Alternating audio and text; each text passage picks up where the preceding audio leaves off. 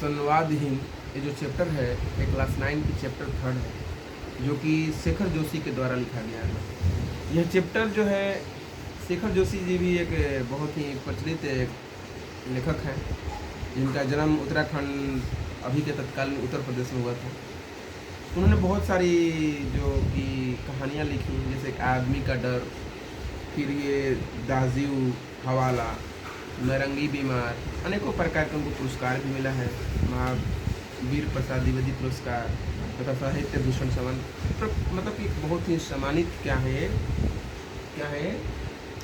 लेखक है, जिनका नाम है शेखर जोशी। उन्होंने एक जो कहानी लिखा है संवादहीन, यह कहानी एक ग्रामीण महिला की है, उसके दयनीय हालात पर, कि वो कैसे अपने बुढ़ापे को, अकेलापन को काट रही है, बिता रही है।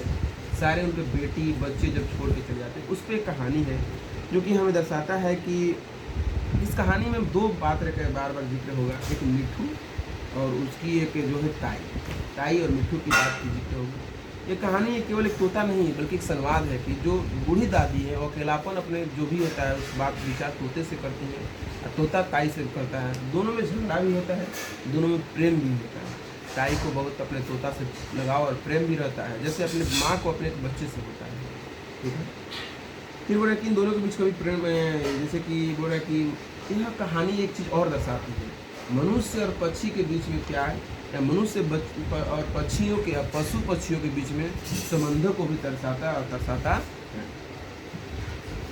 ये कहानी जीवन यथार्थ विसंगतियों को, जैसे कि पलायन, अकेलापन या आदर्श या यथार्थ के ढूंढ को भी अभिव्यक्त करता है। चलिए इस कहानी को सुनते हैं। इस कहानी में बताया गया है कि एक माँ रहती है, ताई जिसको हम बोलते हैं, दादी कहते हैं।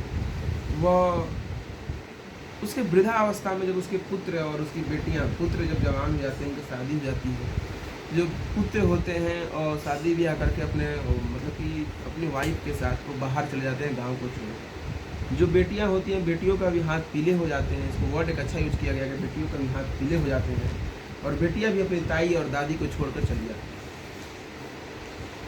एक बड़ा सा घर होता है, मानो जैसे कि वो घर पूरा काट रहा हो। ताई जी को उस अकेलापन को दूर करने के लिए गांव के ही एक व्यक्ति ने उनको एक तोता पकड़ कर लाकर गिफ्ट किया, लीजिए इसे आप मैंने थोड़ा सा ख्याल रखिए। ताई जी एक अपना पेट पालने के लिए, 2 वक्त खाना के लिए, एक बार कभी खाना के लिए चूल्हा चौकी जलाती, तो कभी वो नहीं जलाती और उपवास का बहाना करके जी लेती। वो अपने पेट के लिए नहीं मरती थी। ये कहानी ये बता रहा है। जब तोता आया तो तोता और ताई में बहुत ही गहरा संबंध होने लगा। ताई दोहराती सीताराम सीताराम, तो ताई और मिठू, मिठी और ताई, ये चीज़ें लोग दोहराते एक दूसरे को। मिठू भी उछल कूद कर कहता, राम राम कहो, राम राम कहो, सीताराम कहो, सीताराम कहो। तो दोनों की बातें चलती रहती। समय बीतते गया। एक दिन समय ऐसा आया कि मिठू, मतलब कि जब दादी को झपकी आती सोती, तो सुबह जगाने के लिए मिठू उनको हर हर गंगे सीताराम बोल, हर हर गंगे सीताराम बोल, मिठू राम राम करके दाई को जगाता। और दादी थी बहुत प्रसन्न होती है इस बात को कि मिठू हमको मतलब कि सुबह में जगा दे रहा है। ताई अपने जो भी काम काज होता था उन काम काजों को करती, और अपने कामकाज को करने के बाद अपने दैनिक जीवनी में लग जाती। मिठू के लिए फल लाना, पेड़ों से फ्रूट्स लाना, मिठू के लिए खाना भी तैयार करना, सभी चीज़ें ताई एकदम पूरा एकदम अपने माँ जैसे अपने बच्चों को करती, वैसा ही वो किया करती। समय बीते गया और एक समय ऐसा आया कि सब गांव वाले ने बोले कि चलिए हम लोग चलते हैं कुंभ का मेला में, कुंभ नहाने। तो ताई भी, जो कुंभ एक मेला ऐसा हमारा देश का मेला है जिसमें कि जो बुजुर्ग लोग होते हो जाते हैं नहाने से, तो ऐसा कहा था कि पाप अपने जो भी किए वो धुल जाते हैं। तो ताई जो है, ताई भी जाने का मन बनाती हैं, तो उनका मन में एक ही प्रश्न आता है, एक ही सोच आता है, यदि मैं चली जाती हूँ तो मेरा जो मिठू, जो एक जानवर में एक पक्षी पाल कर अपने घर में रखूँगी, इसका क्या होगा। लोगों ने उनको सजेशन दिया कि ऐसा आप कीजिए कि इसको भी अपने साथ ले चलिए, टिकट कटा लीजिए इसका भी, और इसको भी अपने साथ ले चलिए। ताई बोली मुझे पैसा की चिंता नहीं है, पैसा भरपूर है हमारे पास, टिकट कटा लेंगे। पर अगर उतने भीड़ भाड़ में उसको ले जाएंगे, इसको रखेंगे कहाँ, कहीं कुछ हो जाएगा, खो जाएगा तो मेरा मिठू, मेरा पुत्र, मेरा बच्चा खो जाएगा तो मैं कैसे जी पाऊँगा। बहुत समस्या गंभीर थी। तो उसी गांव में एक मास्टराइन थी, मास्टर की मेहरानों को मास्टराइन कहते हैं। मास्टराइन ने बोली कि ताई ऐसा करो तुम कि अपनी जो ये मिठू है, जो 2-4 दिन की तो बात ही है, 2-4-10 दिन की, आप मेरे को हवाले कर दो, मैं इसको संभाल कर रखूँगी, आप निश्चिंत होकर जाएँ घूम कर। गाँव में क्या होता है कि अगर बीवियों को कुछ काम करना होता है तो अपने हस्बैंड से पहले परमिशन लेना पड़ता है कि मैं ये काम कर रही हूँ, करने दीजिएगा नहीं। आजकल शहरों का तो टेंडर बदल गया है, मगर गांव में लगभग अभी भी ऐसा चल रहा है, यह चलता है कि गांव में अगर कुछ कार्य करना है तो बीवियों को अपने हस्बैंड से, मतलब अपने पतियों से क्या लेना पड़ता है, परमिशन लेना पड़ता है। पर मास्टराइन ने मास्टर से परमिशन ली नहीं थी, मतलब उस मास्टर, गाँव के मास्टर से परमिशन नहीं ली थी। तो जब मास्टर आया, देखा कि इसने मिठू को रख लिया, तो मास्टर खुले विचार के व्यक्ति थे, उन्हें लोगों को बंद करके रखना, कैद करके रखना, ये चीज़ें पसंद नहीं आती थी। वो अपने आप को महसूस ऐसा करते कि मैं गलत कर रहा हूँ, इसको पकड़ के कैद करके रखा हूँ, मुझसे बहुत गलतियाँ हो रही हैं। तो धीरे धीरे एक बंद कमरे में उन्होंने मिठू को, एक दिन क्या किया कि बंद कमरा में मिठू के दरवाजे को खोल दिया और मिठू को कोशिश किया बाहर आने का, पर वो बंद दरवाजे से मिठू बाहर निकला नहीं, बंद रहा दिन भर। अगले दिन मास्टर ने दिमाग लगाया कि ऐसे नहीं निकलेगा। उसने क्या किया, उसका दरवाज़ा खोला, दरवाज़ा के बाहर कुछ उसके जो खाने के जो जुगाड़ होते हैं उसको क्या बोलते हैं, दाना, मैंने वो बाहर तक फैला दिया।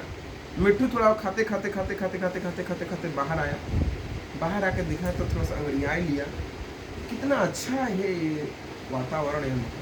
फिर उसने क्या किया, ऐसे ही 2-3 दिन तक क्रमशः मास्टर करते रहा और मिट्टू बाहर आकर बाहर खुली आज़ादी को महसूस करने लगा। कौन? मिट्टू।